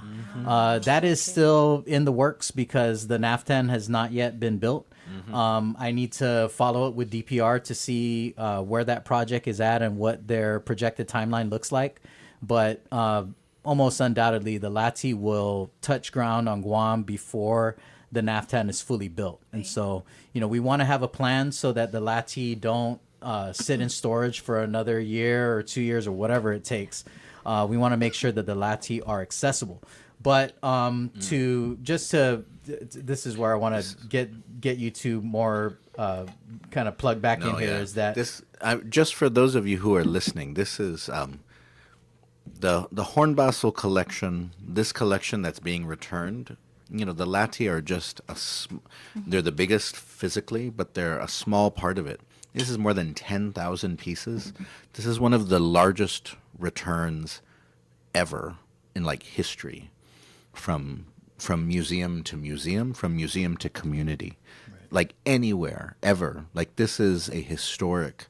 Like the Bishop Museum was trying to find out if there was ever anything like this where so many pieces had been returned, and they're still trying to find out, because you can have thousands of pieces, you can have hundreds of pieces, you can have very rare pieces, but Hans Hornbostel had taken so much, 10,000 plus pieces, and so the fact though that it is happening in just 3 years, and that it could finish in 4 years is a pretty big deal, and it is part of the work of the Lieutenant Governor in pushing for it. It's part of the Bishop Museum, the ethnology team over there in working with us.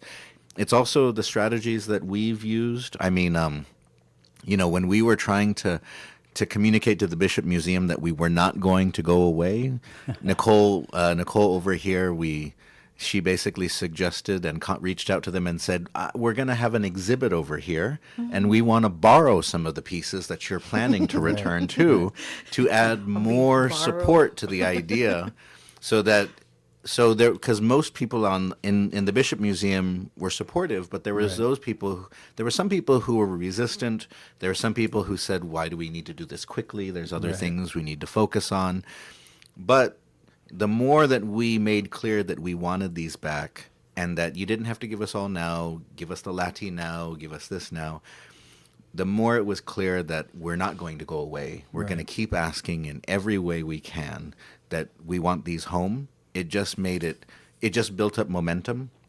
And so it's very, very exciting. Like when other people that we work with in museums look at this, that this is happening so quickly. Sometimes like repatriation efforts like this take like a decade. Right. They take a really long time to happen. And so should this, right? This collection, the sheer volume, it should take a decade. It will, yeah. I mean, it's crazy to think about how much work, not just in the kind of straight up procedure of a deaccession and a repatriation, that in itself for 10,000 items is significant. Yeah. But the fact that the record is not complete, and it's not even ready for deaccessioning, or well, it is now, but it wasn't ready when we were rolling. I think that has to be factored in, right? And to your point, the reality that we've been able to execute this in such a way that we're literally maybe a year out, hopefully a year out from the full return. I mean, it's really phenomenal. But I'm glad that you brought this up, right? Because I think it speaks to the strategic approach that the Guam team took, and the whole Guam team, like everybody from the Guam Museum, the SHPO, the Lieutenant Governor, DCA, you name it. The people of Guam and the Marianas, I felt, were extremely thoughtful and strategic. And with the cooperation of the Bishop Museum, we've been able to, I look at it as like added value, right? We knew from the beginning when we started to look at this situation with the kind of new bishop staff and leadership, we knew what the right thing to do was. The question really was, how do we get from point A to point B? How do we actually execute this? And I think it was amazing that not only have we executed this so that we know what's going to happen, but the added value of the advanced return of the Lati and the loan program, I think is kind of under recognized. So just for our listening audience who are just tuning in, the full repatriation of the entire collection is going to take some time. Yeah. There's a lot of items to kind of go through. I just signed the transfer agreement, and when they attached the inventory list, you know how long it took me to get to the signing part? Yeah. Man, I was scrolling down for like 17 minutes. It's so much. I mean, all of the shelves, it could probably fill this entire room all of the shelves put together, right? Oh, yeah. Because it's multiple shelves. It's amazing. It's not too big of a footprint, the entire collection, but it's many items. pieces. Right. Yeah. And so, it's what I think is really cool that a lot of people maybe aren't aware of is this loan factor, right? Or this loan facet of the return. And so basically what the Guam Museum team did was they worked out an agreement with the Bishop Museum team to execute loans of the Hornbostel collection, items in the collection for both Guam and the CNMI. And we're basically getting items loaned that we're not going to return. Yeah, indefinite loan. Yeah, it's indefinite loan. And it's awesome. It's awesome to see that we've built such a good relationship with the Bishop Museum that they're willing to support something like this. Like, oh yeah, absolutely. You tell us, you guys tell us what items you want for your exhibition and we'll loan them to you and you guys just hang on to those. You just hang on to those until the rest comes. Because we know we got this in the works. The best buffet on B. Even that exhibit that we had for the museum program, before we even had the latte, we were already imagining the latte there and back with us, right? I mean, the installation was just an outline using the inventory. We cut out pieces of the inventory, right? And we made an outline of the absent space, right? Very like, what do you call it? Kind of like meta art installation, but we had an empty space and we're like, that's where the latte needs to go, So we're already like, it's awesome. I mean, I think it's such a great thing. And for those of you who have been following this story really closely, you probably noticed that there was a ceremony in Saipan at the airport when their museum director, Lenny Leon, when he brought the items that were loaned to them back. And so, when Lenny and his team, there were a couple of reps from the CNMI SHPO who went with him to the ceremony. Each of them brought back a Pelican case, right, with items in it. And so they actually had their ceremony at the airport when they came out of customs. And I got a call like the next day, like, Hoffa, where's our ceremony? Did you guys not get items too? How come we didn't get some? I had to like, relax, we got them, okay? Miguel brought back a set when he went last. Nicole was given a case. I was given a case. We have items. But the reason why we didn't do ceremony at the airport is we have an exhibit plan. And we don't have free parking at the airport. Yeah, that's true. Parking is tough at the airport. It's very different than Saipan Airport. It's not like it used to be. Everyone is... the press would be bad. Everyone would. It's like you're having to pay for the ceremony. You come back and it's a $20 parking ticket. Yeah.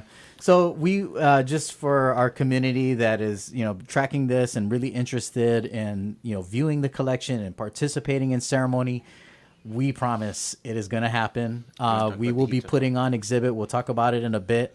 But of course, we will do the same when the latte come. Yes. So when the latte make it home, we'll do a welcoming ceremony. We likely will do an installation ceremony for its temporary display at the museum. So there will be ample opportunity for the community to view the latte, view the collection. But the intent is that once the entirety of the collection is back home, the potential for exhibition, I think, is endless. Absolutely. I've had conversations with Miguel in the lobby while we're passing each other at work. And, we talk about just the volume of the Slingstone collection alone. I mean, you could do a whole exhibition on just Slingstones. So cool. Oh, absolutely. It's amazing. Really cool stuff. I'm looking forward to that. You just talk about the Hita Talk? Yes, let's talk about the Hita Talk. Yeah, so like you mentioned, Mel, we'll have the exhibit in 2026, but everyone will have a chance to come and see these pieces that have come home on September 6th, just in a couple of weeks at the Guam Museum. We're going to have a Hita Talk where we're going to talk about this history of Hornbostel, the history of this rematriation, and part of the museum will have these pieces on exhibit again. Right. Yeah. Oh yeah, and to give everyone a sense, so Nicole chose the pieces because part of the strategy was that Nicole was curating this exhibit, and so I don't know if you want to highlight some of the wonderful pieces, because some of these, there are some great some ones. of them are amazing. Like when we brought people, because during FestPack, like we maximized how many people, like hundreds. I took hundreds of people in to hundreds of like dancers, cultural practitioners, elders, to see the collection while it was at the Bishop Museum during FestPack. And when they saw some of the pieces, people were crying, because there are some truly unique pieces. Because even if you think that you've seen like one sling stone, you've seen all sling stones. No, you are wrong. Latsihaw. If you think, oh yeah, we always find pottery in the jungle, Latsihaw. There are some truly unique pottery pieces. And so Nicole, do you want to talk? Because Nicole chose some of the more unique pieces out for the exhibit, and these will be what will be shared at the Hita Talk on temporary display. Yeah, so in addition to the pictograph that was chiseled out of Talafofo Cave, there's also a few really beautiful pottery pieces, one from Dano from Cocos Island. And they have really unique motifs that we hardly see. Another pottery piece that Hornbostel took from Hanum in Jigo, from a cave in Hanum, that was also found with burials. So this is a very sacred place, right? This pottery has like a human-like figure, and there are only really a few pieces that look like this. One was this piece from Hanum, and then another piece that was from Nomnia, which William Hernandez and Hope Cristobo used this motif for the OPIR logo. In addition to that, some sling stones, some larger sling stones, the Otsuotupat, and also, of course, our ancestral bone spear tips. What are some of the other pieces? The crystal. Oh, and then the crystal, Jigo, crystal beads too, and spondylus pieces. Some beautiful spondylus, and from so Asen, Hagatnya, Tuman, Ipao, some Sanahi from yes. Inarahan, Some and then that Sanahi. crystal bead that you were just talking about from, I believe, so Asen. one of the things that's really remarkable about just working at the museum, being around these collections, and then having this collection come home, is that when you think about our past, we might think everyone wore a sinahi or everyone wore spondylus. But then once you really get into what we have found, and remember that what we find, or what Hornbostel found, or what an archaeologist find, is just a fraction of what was there. Right. And so when we come across really unique examples, so like Hornbostel found crystal beads, a large crystal bead, which is pretty rare, and it makes you wonder, was this something that people in Inarahan carved? Mm-hmm. Was this a more common thing and we just haven't found them before? What does this mean? It reminds that at the repository, when we were going through some of the old collections, like from Mangilao Golf Course, we found examples of fanihi beads that Chamorros in the Mangilao Golf Course area, Motsam, had carved fanihi bones into beads. Wow. Yeah. And that these are not common. And it makes you wonder, because not everyone had a sinahi, not everyone had spondylus. Is there more to our past than just that? And this is what these collections can do for us, is open up our imaginations and understanding. Real quick, because this ties to it, but I have to. William Hernandez always reminds me that this collection, the Hornbostel collection, these are archaeological surface collections from the 1920s, right, between 1920 and 1926, and he reminds us that these pieces are Lati era pieces that, and he, I love how he kind of like reminds me, like, these are the pieces that, like, Horao, these are the time of Horao, the pieces that Horao handled, or the folks from Hagatnya handled, and so how that kind of ties, right, to our decolonial past, right, and our decolonial history. So I just had to throw that in there. It seemed like a good time. I mean, I think it's awesome. It is a great time. We always have to make the connection to Guam's political status and decolonization. I'm sure there are people, if you listen to the show regularly, you know our deal. That's our whole bag. And so what does museum business have to do with decolonization? I think everything. Everything. Absolutely. And that's one of the things that I'm really proud of. When I look at the effort and the collaboration between the Guam Museum and the Bishop Museum, yes, this is happening at an institutional level. But if you kind of take a step back and you look at what's really going on, what we're talking about is a sovereign engagement. Guam as an unincorporated territory, we are prohibited from handling our own foreign affairs or our own external engagement, right? The State Department will handle all of Guam's external engagement on our behalf. And so we are really not allowed to engage in diplomacy. But there are a number of different ways that Guam has creatively asserted itself and said, look, you cannot speak for us in this particular venue. And, some easy examples are like regional fora, right? Like the Pacific Islands Forum or the Micronesian Islands Forum. We do that on our own because that's our business, right? We should be allowed to connect with our brothers and sisters in the Micronesian region, our brothers and sisters in the wider Pacific region, to talk about affairs and issues that matter to us, that are irrelevant to us as islanders. And even the State Department has acknowledged, we can't really prevent you from doing that. But if you look at what the museum is doing here, we're literally engaging in paradiplomacy, right? You have two indigenous communities who are saying, look, these are our values. This is what may have been done in the past, but this is how we're going to resolve it. This is how we're going to work together. We're going to make an agreement regardless of what the federal policy is. Because obviously NAGPRA, the federal policy, does not apply to us. And yet we have, the museum in Hawaii as an institution saying, you know what? We are going to treat our neighbors with dignity. Because if that policy applied to us, then like one of the funerary objects that you mentioned, right, from Dono, I think you said, or no, from the Jigo, that piece in it, that because that it would be considered a funerary object, that should have come with our ancestors back in 2000. But this kind of narrow approach of how we're going to apply the treatment of ancestral remains and funerary objects when it comes to the Chamorro people who are not covered under this federal policy, is obviously inappropriate. And so it took this kind of greater motivation, internal motivation, and I'm just I'm so proud of our team for having done this at such a high level with such thoughtfulness and care. And it just makes me giddy thinking, like, to all those people out there who are like, Guam is so unorganized and we're so inefficient and we're so corrupt and we can't govern ourselves. I say, bite me. You know what I mean? Take a look at this and tell me with a straight face that we're not capable.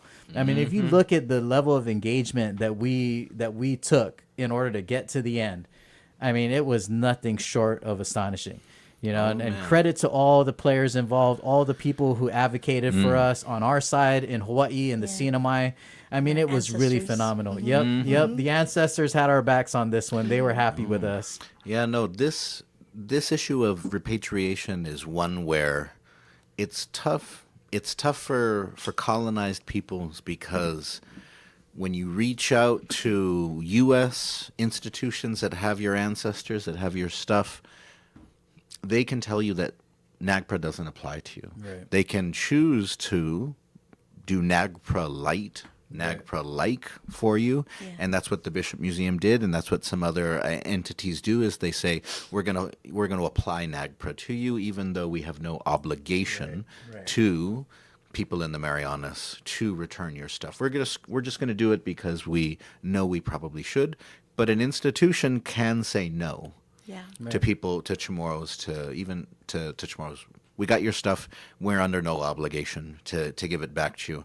It gets even harder, though, internationally. Right. Because internationally, what you find then is that you're stateless, you're unincorporated, you're non-self-governing, and when you go to try to connect to your remains that are like, because there's Chamorro remains as we know, like in Germany, in Spain, and those are kind of the most visible known places where there's probably others that are out there.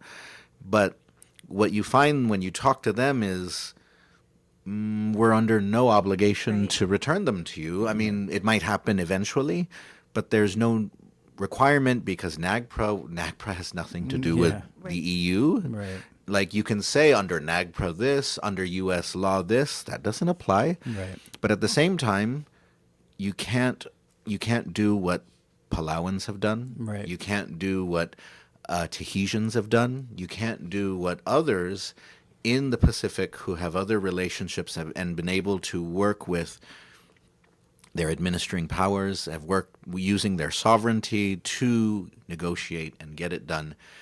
Chamorros kind of get left out. So that's why you need to take advantage of kind of you got to step up. Yep. Yeah. So that's, go ahead. Yeah, no, I mean, museums should be addressing the colonial history Right.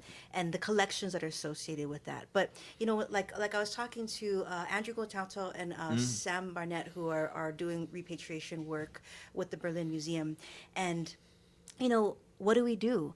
And you know, what I've been kind of thinking about, like in these discussions, right, with Sam, Andrew, and you know, even good friends like Manika Flores. You know, it's you know, we might just have to go to the door of the museum, you know, the Berlin Museum. You know, like we might just have to, like, you know, come knocking on the door and you know, bring the cameras with us. You know, I mean. There's a lot happening in this world right now, and people are rising up.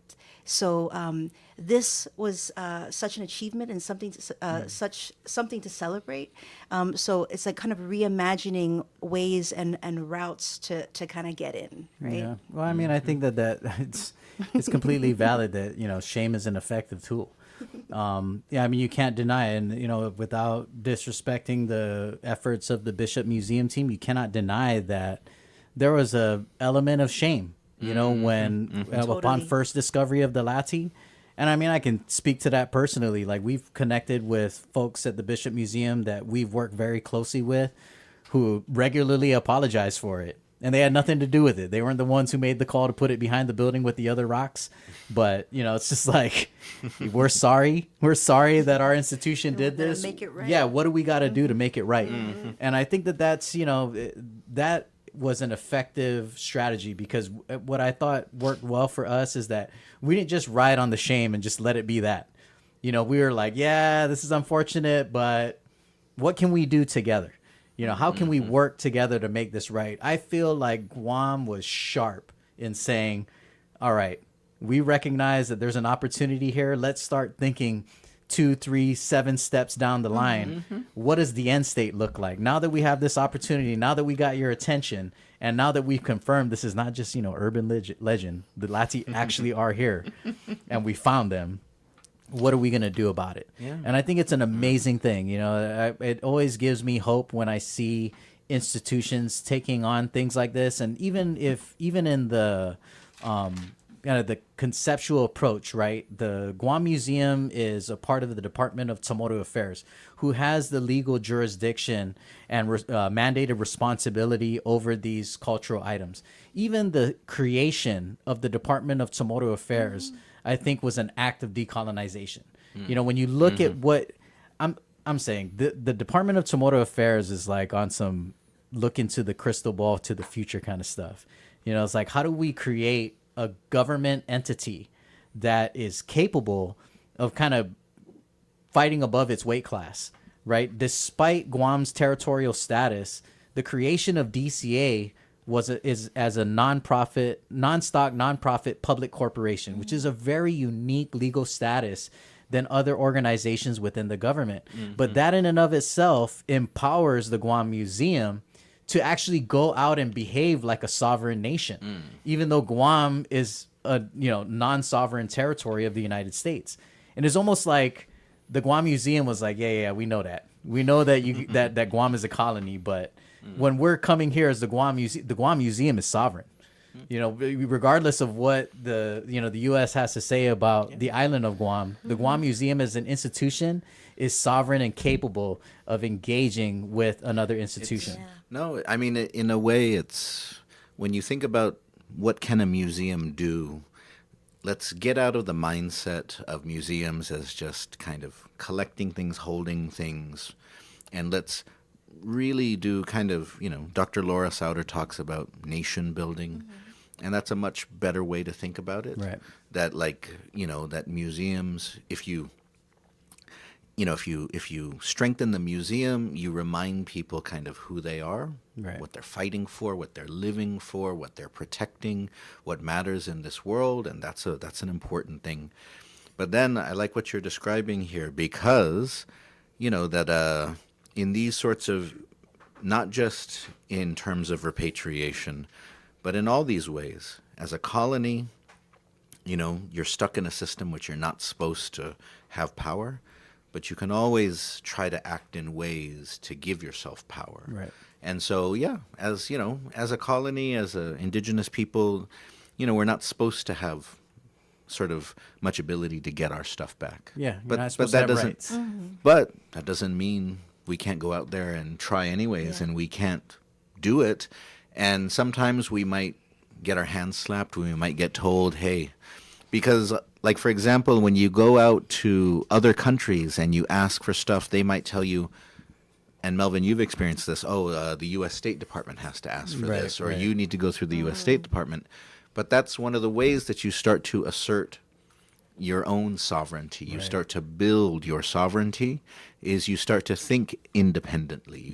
You start to think, you know what? Because we need to take care of ourselves. Right. We have a history. We have things that need to be taken care of. What is this Uncle Sam that needs to do everything for us? No, basta and no. We need to take care of these things ourselves. I love it. Whenever I look at this, I always think about, like, I imagine like a caricature of Guam being like, "You don't tell me what to do. You don't tell me how to govern myself." I love it. I love it so much. It is such a breath of fresh air. Oftentimes the government ends up being a reactionary entity. Just earlier today, Patty was having a discussion on her show about federalization. We were just having the talk out in the hallway before we started. And I really appreciated her guest perspective that, every time we federalize something, right, we put it under the control of the federal government. What we're doing is that we are, we're taking away and threatening and challenging our sovereignty as a people. Right. Because and I think a lot of people out there, and, I get it. It makes sense. A lot of people out there think about federalization as a good thing. Like, oh, well, the feds can handle this. Just let them deal with it. And then the service is right. Yeah. But, I think the takeaway is that if we don't make a commitment to invest in our capacity and to be proactive about finding these solutions, the federalization may kind of fix the surface level problem, but it only deepens our dependency and deepens our, the hold, this chokehold that the federal government has on us. And so, when you look at this issue at kind of a micro level, we could have just kind of twiddled our thumbs and, bided our time until they finally include us in NAGPRA, and then we could get it done. But I love the fact that there are just a whole bunch of Chamorros who are like, nope, we ain't doing that. That's not cool with us. Yeah. And we may not have all the tools in our arsenal that we need, but I never seen a fight I didn't like. Yeah. And I love that about us. I love it when I see Guam punching above its weight class, and doing, kind of sticking its face where we're told we don't belong, but we know we belong. Yeah. And I love that. I think that that's an important thing. I hope that that's the message that people are taking away from this. I think that there are a lot of people who are rightfully excited about this historical milestone. And and just the fascination of seeing the collection. I think that that's a great thing, but I really hope that people are digging a little bit deeper, and trying to discover what is really at stake here and how this really empowers us and what does this symbolically mean for our young people. Our young people who may lack that connection or who may not understand, the context in which this is significant. So. It's super exciting. Thanks to both of you for your efforts, on behalf of the Guam Museum and the Guam Cultural Repository. I think it's amazing that the governor of Hawaii showed up at this ceremony at Bishop. He even acknowledged, he was like, I know that this is seen as the acts of colonizers, and I can be seen as a colonizer myself. But I think it was great. It was just a moment where here's somebody who's obviously a settler. He even acknowledged in his speech, that he's called Hawaii home for like 20 years. And it just stopped me in my tracks for a moment. I was like, wow, that's crazy that like this is an ancient civilization of indigenous islanders who had a sovereign queen that the nation was hijacked by the United States. I mean, there's a whole history behind this. Go to the Iolani Palace and educate yourself. But I mean, it's just crazy for me to think about it like that, in that way, that somebody could just move to Hawaii and live there for 20 years and be like, I'm now the head of state. Right. You know what I mean? I'm going to be the governor. Like, I'm going to live here for 20 years and then I'm going to run for governor. I'm going to be the governor of Hawaii. I mean, that's a crazy thing. I mean, Guam, fortunately, we've never had a governor that was not Samoru, that was not, from this place, that this place wasn't like bona fide home. Not just like I decided to make this my home because I'm irrelevant in the state that I was at and now I'm like a big fish in a small pond. Let's be real. There's a bunch of those characters around Guam who are like important today because there's nobody else saying these things or doing these things or whatever. And so I think it's an important aspect of our existence and our kind of colonial reality. But I also think it's an amazing thing, that even through all of this, there are these indigenous voices and perspectives that are just insisting that they're not going to be ignored and they're not going to be left silent. Yeah, I love it. It's a fantastic thing. We are coming up on about maybe about 6 minutes before the end of the show. I wanted to give you guys a chance to give folks another reminder on how they can engage, how they can kind of see more, learn more, be more about it. The HITA talks are happening on September 6th. September 6th. So please come to the Guam Museum September 6th, Saturday, 2 to 3:30. It'll probably go long. But Saturday afternoon, September 6th, Nicole and I will be talking about the history of how these pieces were taken. We'll be talking about how they ended up back in Guam, what's on the horizon in terms of the rest of the collection coming home, and this will be your first chance to see them. We'll also be inviting cultural practitioners, chanters, dancers to come and have ceremony, to chant around them as part of just us reconnecting. Because, one of the things, as we mentioned, one of the things that was really beautiful, and it really actually helped kind of convince some of the board members of the Bishop Museum, was that when we told some of their curators that Chamorros were always asking about the pieces, and that the pictograph in particular from Ask Quiroga, whenever they would put that out on display, that Chamorros would always question why they had that and if it was okay that they had that shouldn't be there. And then they would hide it. And then a few years later, they would bring it back out, and then another Chamorro would say, you shouldn't have this. Is this okay? How did you get this? And then they would hide it away again. And so this was an important thing because sometimes when people want to resist and hold on to indigenous treasures, they say, "Oh, you don't use these things anymore. Right. You wear crowns now. You don't wear these jewelry anymore. You don't live in lati houses. You live in concrete houses. These things don't mean anything to you. We can take better care of it than you can." So it was important to basically remind them that, no, these were taken a century ago, and every time these pieces were out, Chamorros asked, hey, how did this end up here? And sometimes people like Malia Ramirez and Vic Torres specifically said, shouldn't this be back in Guam? Yeah. Shouldn't this go back home? Right. And so this is a testament to the fact that Imanyainata, Iman Mofutna na Tautauta, that the ancestors never left these pieces, right. That our ancestors were always attached to them, which means then that when you come and you see them on the 6th, they will love to hear your voices and they will love to see you, because this is like a family reunion.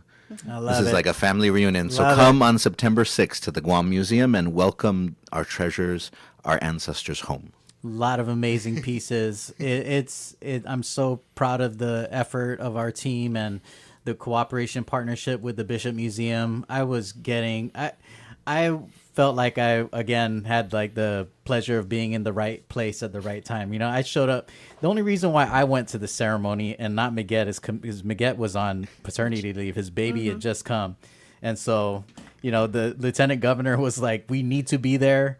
Nicole thankfully was able to get some community support funding and get out. And yeah, it was and it was an awesome thing for me to like. It's nice to just show up and Nicole's over here like, hey, you need to take a Pelican, okay?